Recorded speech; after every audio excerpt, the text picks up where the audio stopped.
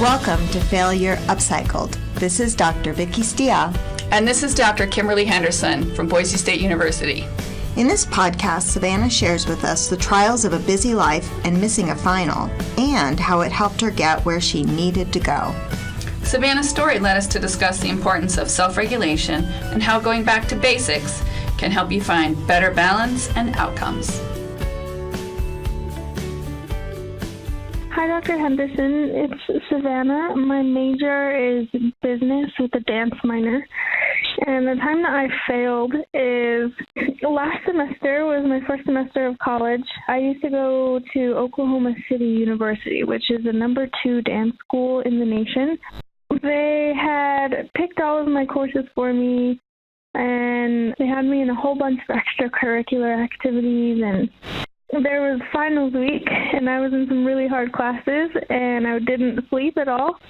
I was working in the theater from about 4 o'clock to midnight that entire week, and then staying up all night to study for finals, and then taking final tests. And after a week of not sleeping and just doing that, I had one last final for a dance class, and I decided to take an hour nap before, and I slept through my alarm, and I missed the final, and it was an automatic fail for the class, and I consider that as partially an accident, but also one of the biggest failures of my life so far.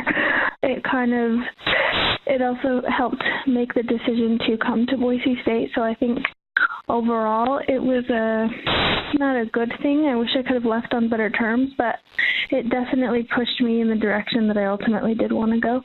So yes, it was a major failure, but I think at the same time it was like something that helped me get to where I needed to go. So overall, not too terrible. Bye.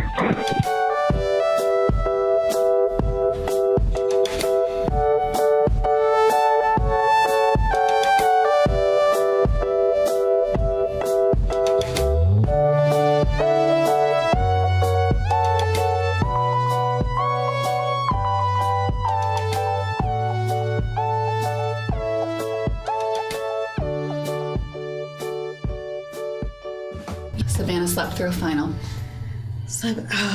What an awful feeling when you wake up and you think, that final 2 hours ago. Yikes. When was the last time you did that? I sleep through a lot, as you know. But yeah, because I didn't sleep well last night, and I reset my alarm after it woke up and set it on 6:45 p.m. instead of a.m. Nice. Yeah, well, how about you? Have you slept through something as an adult? The biggest challenge for me in my adult life has been with kids. Like, I remember being crazy, wicked tired with little ones. And my little ones weren't good sleepers, and I really, really struggled with that. And they weren't good sleepers. And I was in grad school. Yeah. And I just remember how precious that sleep time was for me as well as for them, you know? Yeah. So I think maybe we think about sleep a little bit differently than, younger people, because they haven't had as many choice points. That's true. In sleep. That's true. Coming back to Savannah's story for just a minute, that was complicating for her. I heard a lot of things going on in that story. I mean, she talked about going to a school that was number 2 school in dance. There's a lot of pressure right there. And she didn't choose any of her classes. Right. That was something that stuck out to me. They were chosen for me along with activities. So she was living a very prescribed semester. Yeah. Not a whole lot of room to self-regulate and figure out what works. Right. Under a lot of pressure. Where schools are higher ranked, so the more prestigious school, how much sleep you get goes down. So it's a negative correlation. As one value goes up, the other one goes down. Wow. Yeah, so, maybe it's that kind of perceived, that pressure. Oh, for sure. That Savannah was experiencing. So we want to say, it's okay, you're in good company. A lot of people felt that. So so she's making these choices. I've got to honor all of these commitments, and what goes? My sleep goes. Yeah. therefore her ability to function.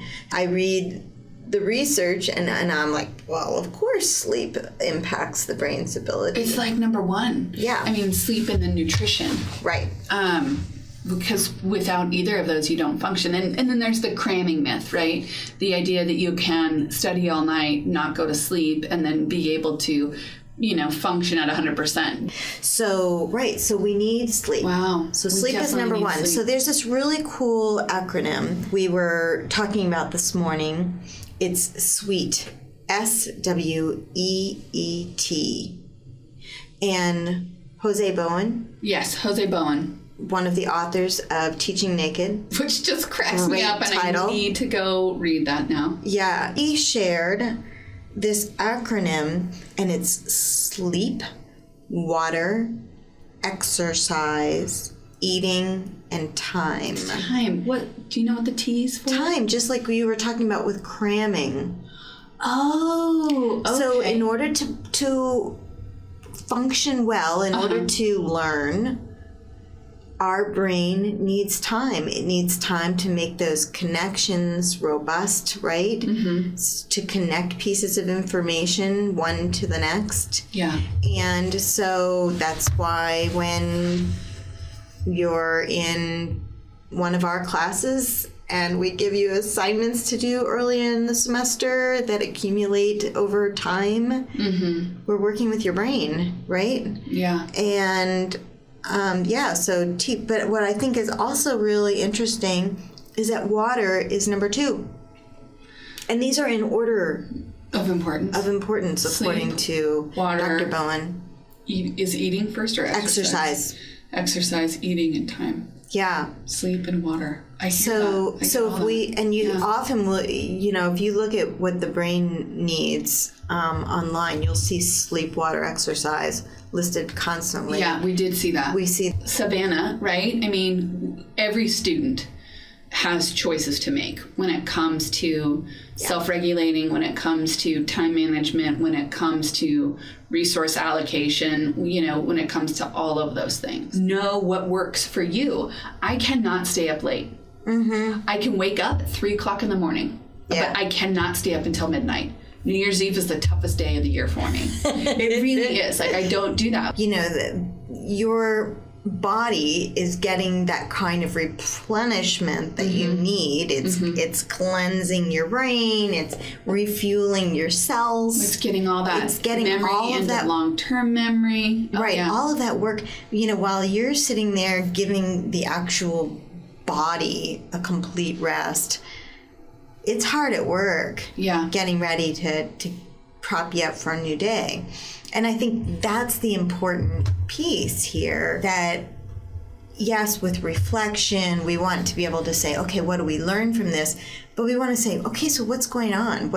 What's really happening, so that maybe I can make that better choice, right? I'm informing myself. I understand that sleep is not just a luxury. No. And I think I hear students talking about it as a luxury. Oh, I'll get that later. I don't have time for that. All the time. No time for that. Yeah. Well, what I'm hearing you say is that knowing yourself, right? Right. Knowing what you need as far as sleep, but then also knowing what your resource level is, right? Yeah. I cannot take on X responsibility and still maintain my health. Right. Or maintain my sleep, or, So in addition to having an awareness of your own needs, as far as what do I need as far as sleep and food and, time and exercise, right? That'll probably be another fail that we get to talk about as far as exercise. But I think SWEET is a pretty good prescription. It's a good thing to keep in mind. Right? Thinking about that and being able to ensure that you have those needs met. And if that means that you have to cut down on resources, I mean, how many times have you bitten off more than you could chew? Oh, just a few. You know what I mean? And so it's not something that goes away. It's not a college-specific choice point.